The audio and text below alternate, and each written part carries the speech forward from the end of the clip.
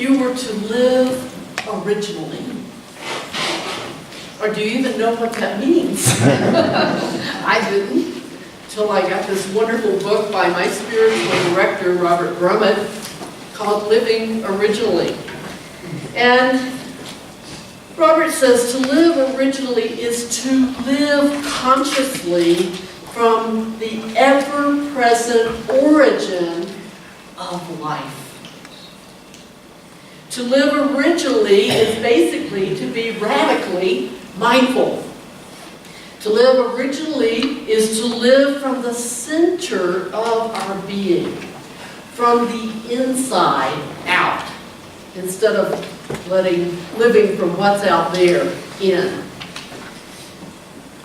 So to live originally is really to live in a way that we are following our heart's wisdom. So I'd like to share a personal story with you. Once I get my mic back on.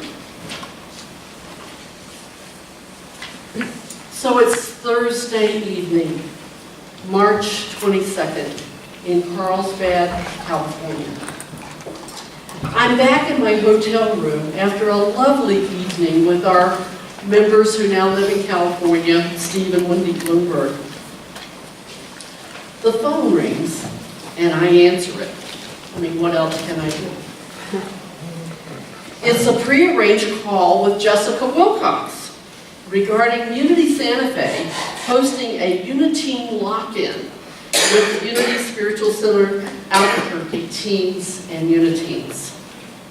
I am delighted as Jessica shares with me the plans for the weekend. Then she gets to the part about how I might tailor my message so it's relatable to the youth.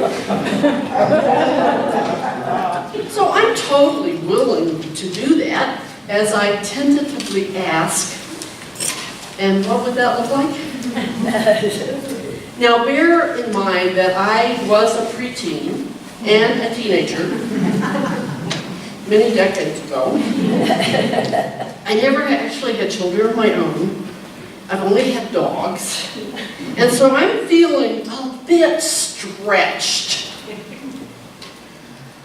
So Jessica must have sensed my tentativeness, so she glibly said, tweak the entire message.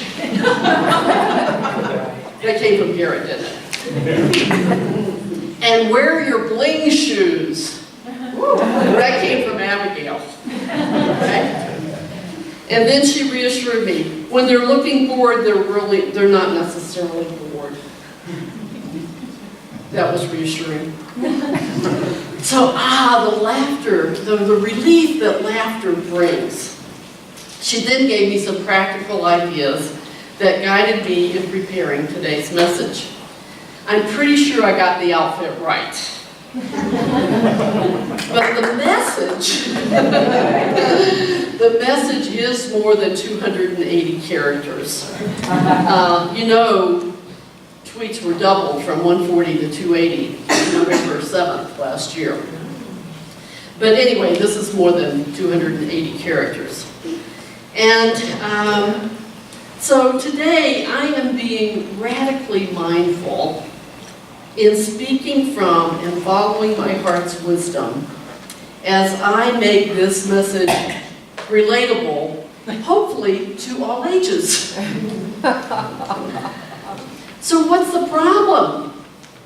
What's the problem that this message is addressing today? How about living radically unmindfully? Unconsciously, and then wondering, why is life so hard? Right? That's the problem. And we always have a spiritual solution to the problems here at Unity Santa Fe. And so the spiritual solution is to practice mindfulness, radical mindfulness, in everything we think, say, and do. No matter what. And experiencing effortless ease, grace, and joy. How would that be? Sign up for that, right? Now, to try to do that in everything we think, say, and do right out of the gate is probably more than most of us could do. It's more than I can do, I know that. But it's like eating an elephant if you're not a vegan, okay? And they say, you have to eat it, what? One bite at a time. So you and I can practice radical mindfulness, one thought, one word, one action at a time. And so I think that sounds doable, and hopefully you do too. So this book, Living Originally, is changing my life. And so I've started a Sunday sunset meditation and dialogue service that Reverend Kathleen is helping me with. And we are going to learn mindfulness, one chapter at a time. And Robert talks about in the beginning of the book, he has a whole chapter about transformation. And basically, transformation happens when we shift our identity from the personality to the authentic self. What do we call that in Unity? The Christ, right? So that's what we want to do. We want to, we talk about our mission is transform lives, right? Well, that means that we have to, the way we transform our life and the life of others is to be living from our authentic self, not just our ego-centered personality. And that transformation then propels us into the experience of living originally in every area of our lives. How cool is that? And I think that's pretty cool. So, of course, our Unity Santa Fe member, Janet McKenna, is Janet here today? Did you ever hear her say, "That's cool as hell"? And I said, Janet, that's an oxymoron, you know? But anyway, how about it's cooler than hell? Anyway, Brumet points out that a life transformed is radically different from one's former life. You ready to be radically different? He says one's sense of self has radically shifted once we're transformed. Our values, our priorities have been radically redefined. And a life transformed is lived with radically new meaning and sense of purpose. It's a life lived originally. So, would a transformed life be okay with you? Oh, yeah. I mean, are you willing? Because that's radical. Okay, are you willing to be that radical? Great. So I celebrate that each one of us is ready to take that quantum leap into a new way of being that will give us the experience of a greater freedom, greater power, and greater love beyond our wildest dreams. So how are we transformed? Well, we've got to have a practice, right? And the way we can be radically transformed is to engage the practice. A spiritual practice is the way transformation begins. And there are many, many, many spiritual practices that are transformative. Because spiritual practice it's like, if you're gardening, it's like cultivating the soil for transformation. So the spiritual practice that I'm focusing on in the weeks ahead, both in this Sunday service and in our Sunday sunset service, is a practice of radical awareness. And it means to be aware of your present moment experience. Not just when you're in formal practice. You know, lots of us have a formal meditation practice. I'm sure everybody in this room does, in fact. I'm holding that we each have a formal meditation practice.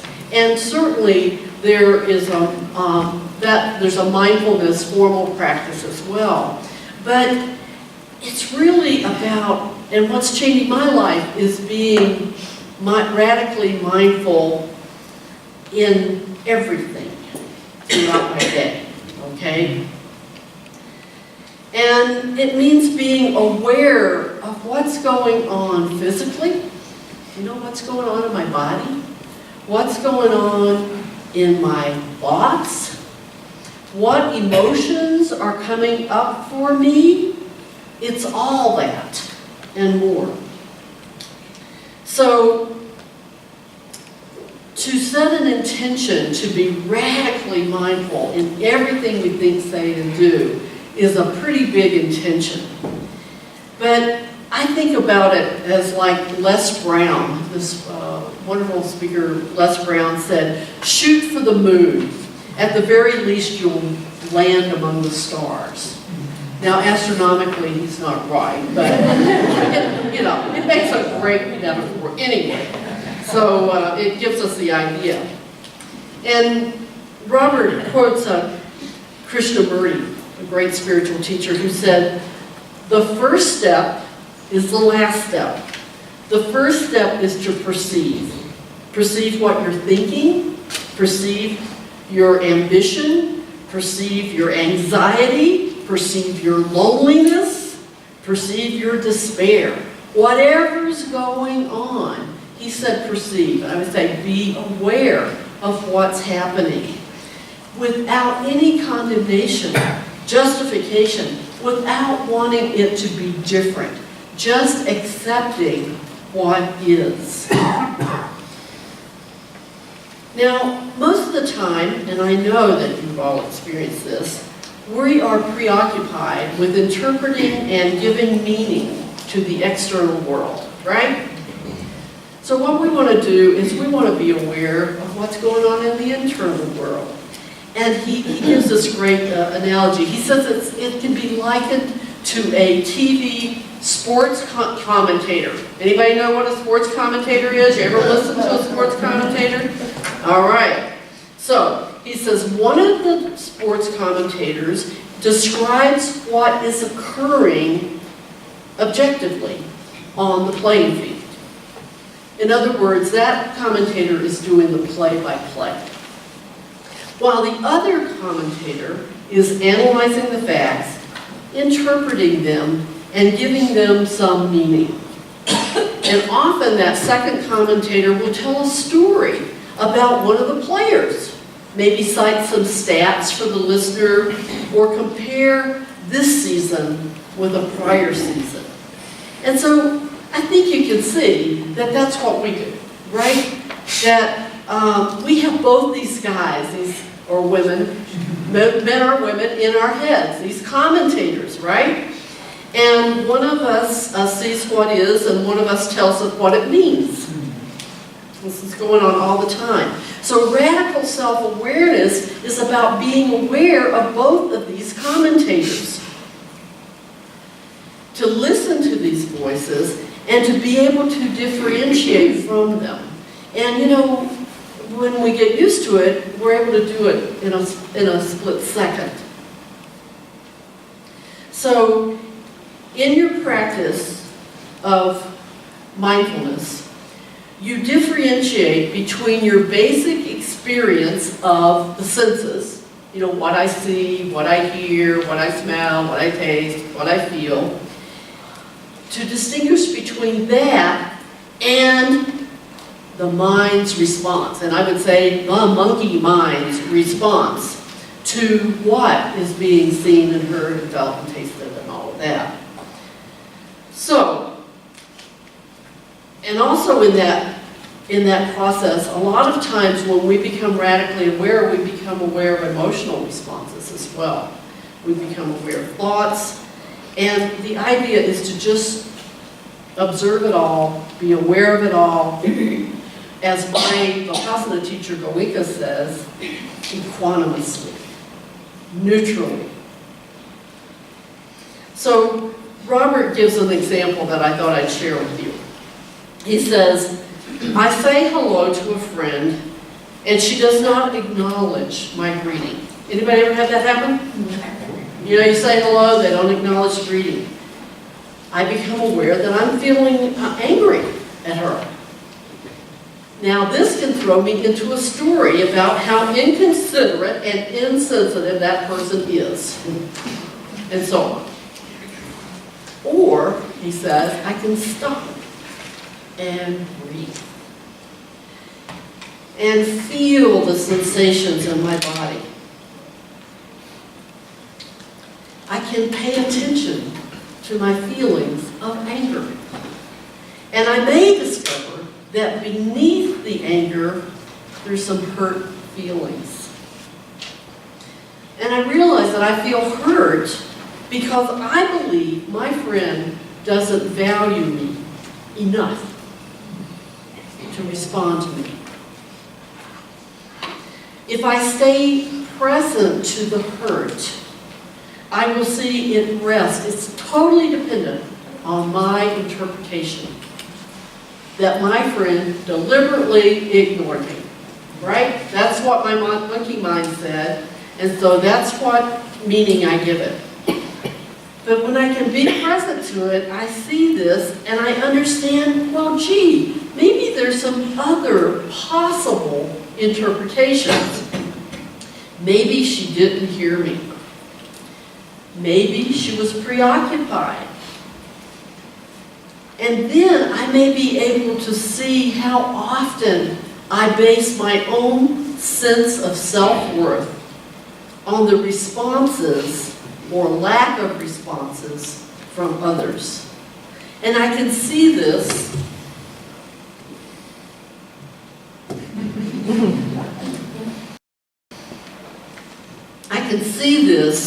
objectively.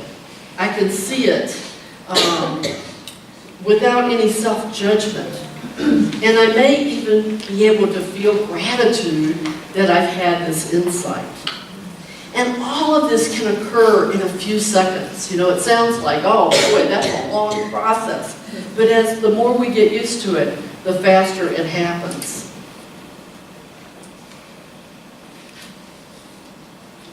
Of course, formal mindfulness practice is what our main how-to is going to be today, because the how-to at Unity Santa Fe, for those of you who don't know, is always prayer and meditation. That's our first go-to, our first how-to. And so the formal meditation practice uses the mindfulness practices in this book, Living Originally. And if you don't want to buy the hardcover book, you can get it on Kindle. If you don't want to do either, you can go to a website that we're going to post. It's really an easy one. It's unity.org/living. Unity.org/living. And it will give you all of the guided meditations that are mentioned in the book. And my recommendation is, and what I've been doing is, I went through 8 of them, I think there's actually 10, and then I start all over again when we start our sunset meditation service last week. So I'm listening to it at least once a day. And I know Reverend Kathleen said she's been listening to it twice a day. So that you really, because the core practices, the first few practices are so essential that we get down.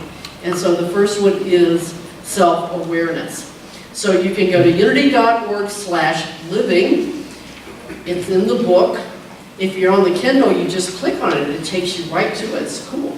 And so either way, I really encourage you to consider, you know, because in Unity we're interspiritual, so I'm always saying let's try different practices. Just because we've had a particular practice forever, try something different. Doesn't mean you don't do your regular practice as well, but just experiment with it. And I'm going to sort of take us through that in the meditation, what that might look like. Then there's some practical action that we have to take. And that's really the general form, the general practice of mindfulness. And that's where we are mindful right in the midst of whatever's going on in our life. I think it's incredibly life-changing when I'm able to do this. And so what it is, it's about setting an intention, and again, we're not going to beat ourselves up if we're not 100%, but setting an intention to be aware all the time, to be aware of what's going on. Did my stomach just go, like that? You know? And if so, be with it. Don't push it away, just be with it. Be radically aware of it. And then maybe to be aware of what thoughts are making my stomach do that. So it's a total awareness. He suggests maybe doing it when you're doing routine tasks, such as, anybody brush their teeth in the morning? Okay? And at night? Do it mindfully. Feel the toothbrush, you know, taste the toothpaste. Be totally present to the experience. And he says, practice when you have downtime. Anybody ever wait in line in a store or in traffic or something like that? Those are times when we can practice mindfulness, to be aware. I know I was in the grocery store after I started doing this, and I was in a hurry, and of course the line was slow, and I was able to just go, oh, I'm feeling rushed, I'm feeling tense, you know? And so I just was with it. And then I was able to be okay with the fact the line wasn't moving as fast as I thought it should. Okay? And again, really recommend the book, because the book has such good stuff that way too much information for me to tweet on Sunday morning. And also join us, consider joining us tonight in our Sunday sunset meditation and dialogue service, which gives us an opportunity to be interactive about how the practice is going. So in the practice of body awareness, in short, it's about just feel the body within the body itself. And I'll give you a little experience of this. So I invite you to hold up your hand, maybe this height. You don't have to hold it all the way up. The higher you hold it, though, the more you'll feel it. And close your eyes. And just be aware of how you know you have a hand, even though you can't see it. Anybody want to share what they feel? How do you know you have a hand?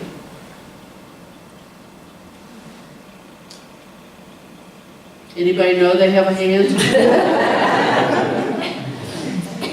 I'm putting a glove on it. Pardon?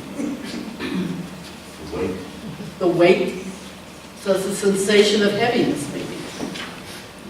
You can sense the fingers. Yeah, you can sense there's a sensation, maybe a tingling or a pulsing or something like that. Okay, you can open your eyes and put your hands down. You know, you can do that with your big toe. So how do you know you have a big toe? Now look down at your toe. Do you feel it? As soon as I say, you know, big toe, I can feel a sensation in my big toe. Okay, and my little toe, my little finger. We have this sensation, the very life that is living us, our true essence, is circulating. It's moving in us, through us, as us. So that's the practical, the general practice of mindfulness is to be mindful. When you're doing nothing else, think, wow, what am I feeling right now? I found it really helpful in going to sleep to just scan my body, you know, just be aware and observe thoughts without setting up camp and building a condo in them. Just kind of observe what I'm thinking, give it free passage through my mind. So I celebrate that we are willing. I really believe that we are willing. I'm holding that we are willing to be transformed by engaging the practice of radical mindfulness, beginning with radical self-awareness. And let's begin being radically self-aware in a shared time of sacred mindfulness meditation.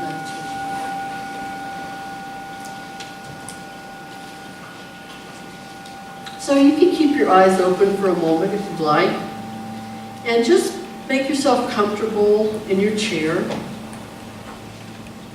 Sit up straight so your spine isn't all slumped over. Put your feet on the ground. They'll touch.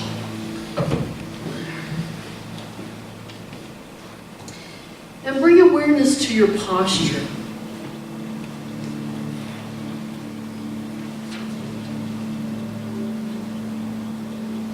So you're sitting alert. The body's alert. The body's awake. Be aware of how it feels to sit in an awakened, alert position.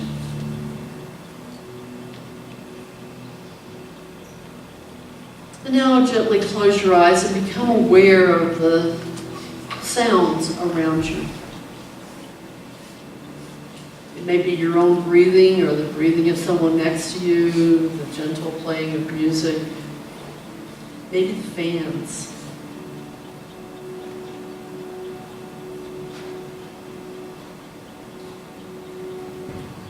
And just notice any reaction or response to what you hear.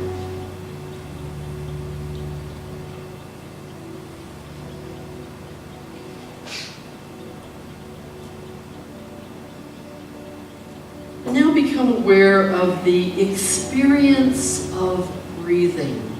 You know, we just take breathing for granted. Be conscious of the breath. Feel the sensations in the body that are associated with breathing.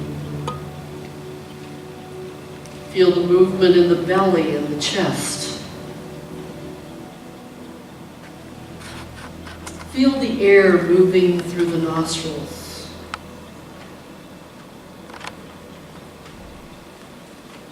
Notice how you experience the breath. Notice how the breath feels. Notice the rhythm of the breath. Perhaps there's some pleasant or unpleasant qualities in the experience of breathing. Just notice them.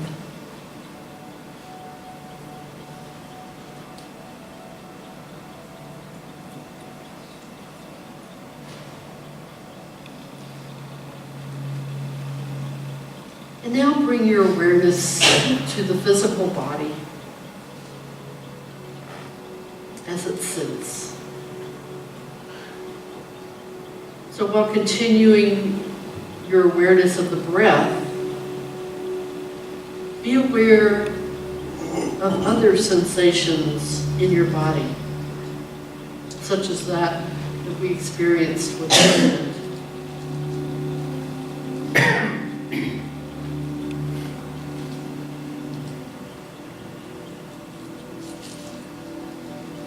Again, you may experience pleasant or unpleasant or neutral sensations.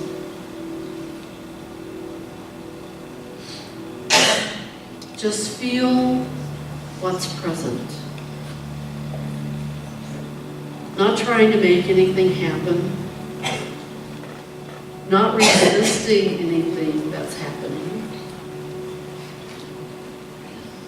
Just noticing what you experience in the body and any mental reaction you may have to it.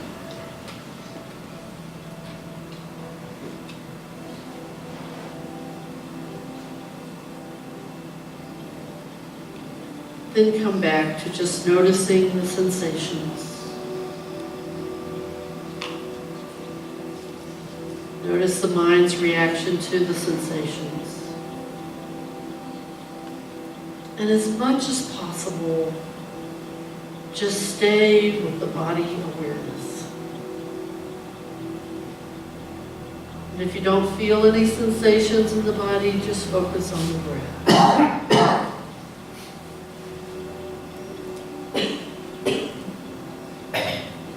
And realize that you and I can be aware of both our external world and our internal world.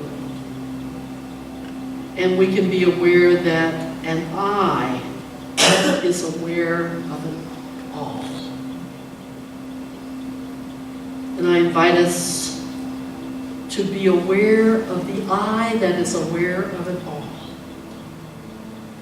in the silence.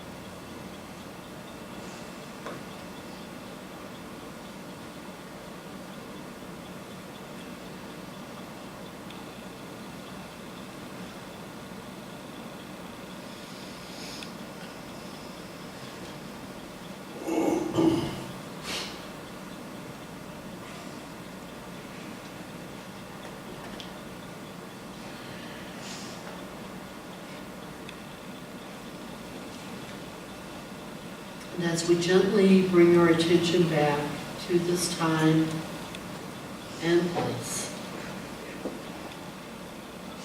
silently say, "Thank you, Divine Presence that is my essence, for a willingness to be self-aware and for the wisdom to practice radical mindfulness, radical self-awareness. Thank you, Divine Presence that I am. Thank you, thank you, thank you. That it is so, and so I am, and so I let it be. Amen."